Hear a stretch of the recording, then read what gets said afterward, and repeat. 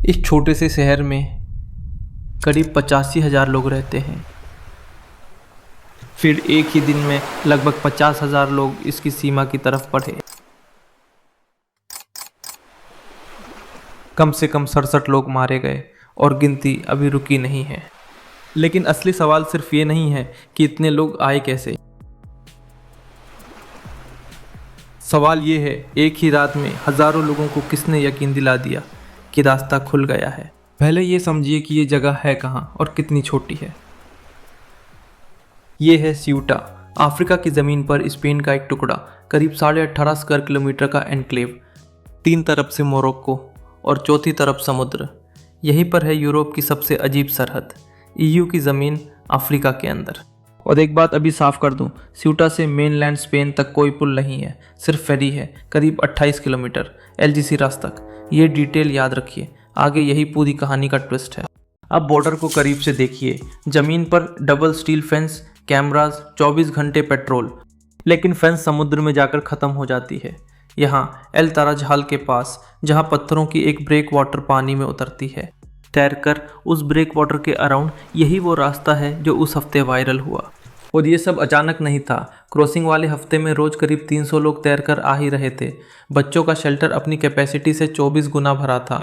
फिर आई 30 जुलाई की सुबह, लोग आने लगे, तैरकर किनारे किनारे चलकर, गेट के धक्के से। पहली खबरें बोली 2-3 हज़ार। शाम तक स्पेन का अपना एस्टीमेट था करीब 50,000 और स्यूटा के लोकल ऑफिशियल्स ने 60,000 तक कहा। रात में मोरक्को की साइड पर फनाइडिक भर गया। पुलिस ने रास्ते बंद किए, वाटर कैनन, टीयर गैस। सुबह रॉयटर्स के रिपोर्टर्स ने वहां एक जला हुआ बस गिना और 7 जली गाड़ियां। और इसी भगदड़ की कीमत डूब कर कुचल कर कम से कम 67 जाने। लोकल अखबार 100 के करीब शव गिन रहे हैं। ये आंकड़ा अभी भी प्रिलिमिनरी है।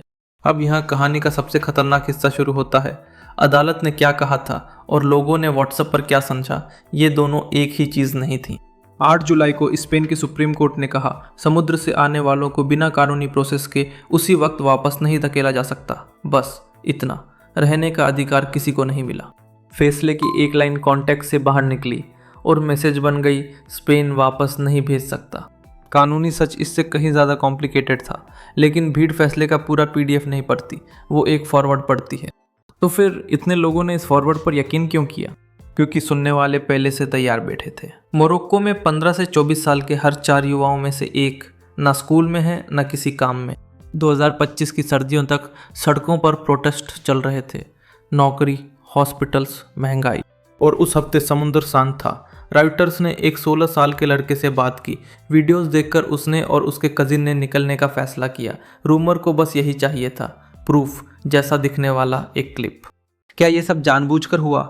शक की वजह है क्योंकि 2021 में बॉर्डर प्रेशर को पॉलिटिकल लेवरेज की तरह इस्तेमाल होने का प्रेसिडेंट मौजूद है।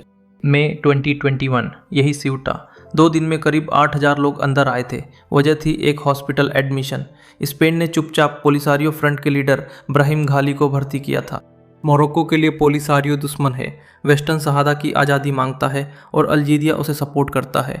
उस हफ्ते स्यूटा के गार्ड्स ढीले पड़ गए थे। स्पेन ने इसे खुलेआम ब्लैकमेल कहा। यूरोपियन पार्लियामेंट ने निंदा का मोशन पास किया। इस बार टाइमिंग भी सवाल उठाती है। क्रॉसिंग हुई थ्रोन डे पर।